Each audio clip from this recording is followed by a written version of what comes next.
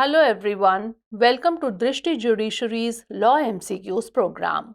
Practice questions covering legal current affairs, general knowledge and previous year questions.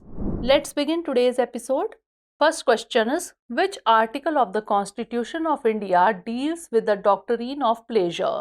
Article 300, Article 302, Article 311 और Article 318. भारतीय संविधान का कौन सा अनुच्छेद आनंद के सिद्धांत से संबंधित है?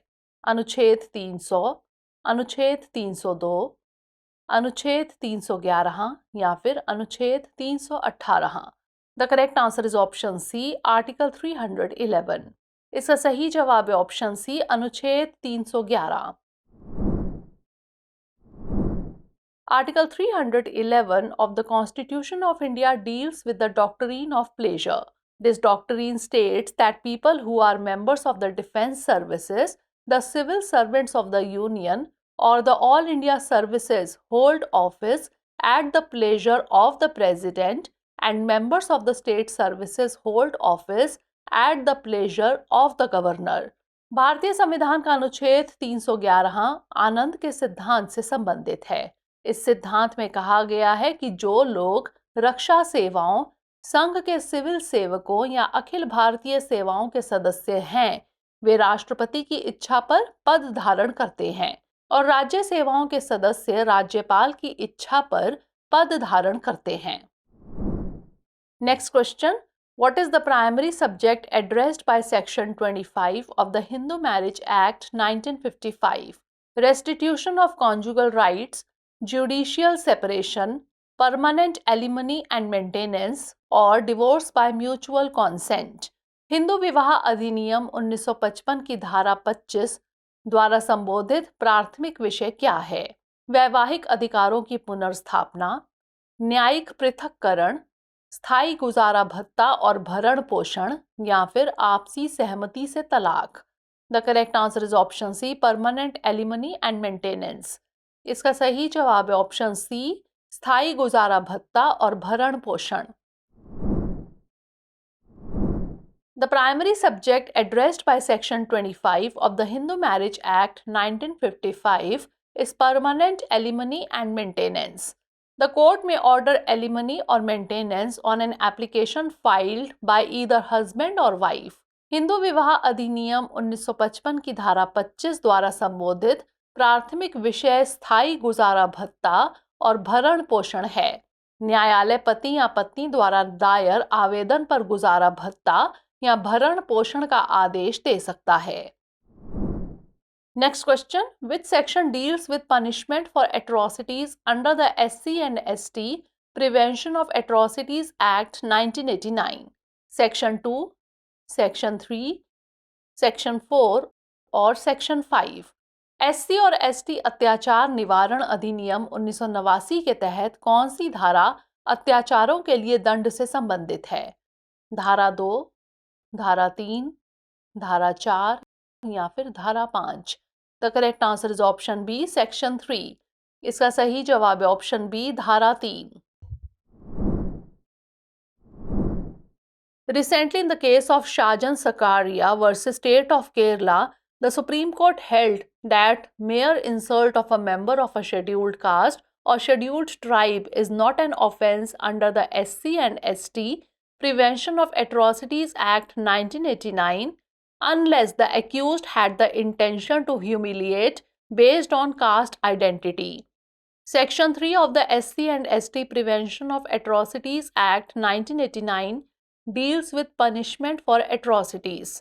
हाल ही में शाजन सकारिया बनाम केरल राज्य के मामले में सर्वोच्च न्यायालय ने माना कि अनुसूचित जाति यानी SC और अनुसूचित जनजाति यानी ST के किसी सदस्य का अपमान करना SC और ST अत्याचार निवारण अधिनियम 1989 के तहत अपराध नहीं है, जब तक कि आरोपी का जातिगत पहचान के आधार पर अपमान करने का इरादा ना हो. SC और ST अत्याचार निवारण अधिनियम 1989 की धारा 3 अत्याचारों के लिए दंड से संबंधित है. Next question, which section of the Indian Evidence Act 1872 deals with the presumption of dowry death? Section 112, section 113, section 113A और सेक्शन 113B। भारतीय साक्ष्य अधिनियम 1872 की कौन सी धारा दहेज मृत्यु की धारणा से संबंधित है? धारा 112, धारा 113, धारा 113A या फिर धारा 113B। The correct answer is option D, section 113B। इसका सही जवाब है ऑप्शन डी, धारा 113B। Recently, in the case of Damodar and another versus the state of Uttar Pradesh, the Supreme Court upheld the conviction of the husband in a 30-year-old dowry death case after the presumption of dowry death was not discharged by the husband. Section 113B of the Indian Evidence Act 1872 deals with the presumption of dowry death, which has been now replaced by Section 118 of the भारतीय साक्ष्य अधिनियम 2023। हाल ही में दामोदर एवं अन्य बनाम उत्तर प्रदेश राज्य के मामले में सर्वोच्च न्यायालय ने 30 वर्ष पुराने दहेज हत्या के मामले में पति की दोष सिद्धि को बरकरार रखा, क्योंकि पति द्वारा दहेज हत्या की धारणा को खारिज नहीं किया गया था। भारतीय साक्ष्य अधिनियम 1872 की धारा 113B दहेज मृत्यु की धारणा से संबंधित है, जिसे अब भारतीय साक्ष्य अधिनियम 2023 की धारा 118 द्वारा प्रतिस्थापित कर दिया गया है। Last question, cheque is a dash, promissory note, bill of exchange, both 1 and 2 और none of the above. Cheque एक डैश है, वचन पत्र, विनिमय पत्र, दोनों 1 और 2 या फिर इनमें से कोई नहीं। The correct answer is option B, bill of exchange. इसका सही जवाब है ऑप्शन बी, विनिमय पत्र। A check is a bill of exchange as per the Negotiable Instruments Act 1881. Under Section 6 of the Negotiable Instruments Act, it is a bill of exchange drawn on a specified banker and not expressed to be payable otherwise than on demand, and it includes the electronic image of a truncated check and a check in electronic form.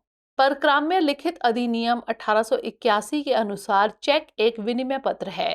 परक्राम्य लिखित अधिनियम की धारा 6 के तहत यह एक निर्दिष्ट बैंकर पर तैयार किया गया विनिमय पत्र है और मांग के अलावा किसी अन्य तरीके से भुगतान योग्य नहीं है, और इसमें एक कटे हुए चेक की इलेक्ट्रॉनिक छवि और इलेक्ट्रॉनिक रूप में चेक शामिल है। Now is the time for practice question. In which case fundamental test for determining duty to take care was laid down? Borhill versus Young, Donoghue versus Stevenson, Haynes versus Harwood और Heaven versus Fender। आइए note कर लेते हैं अभ्यास प्रश्न। किस मामले में देखभाल करने के कर्तव्य को निर्धारित करने के लिए मौलिक परीक्षण निर्धारित किया गया था?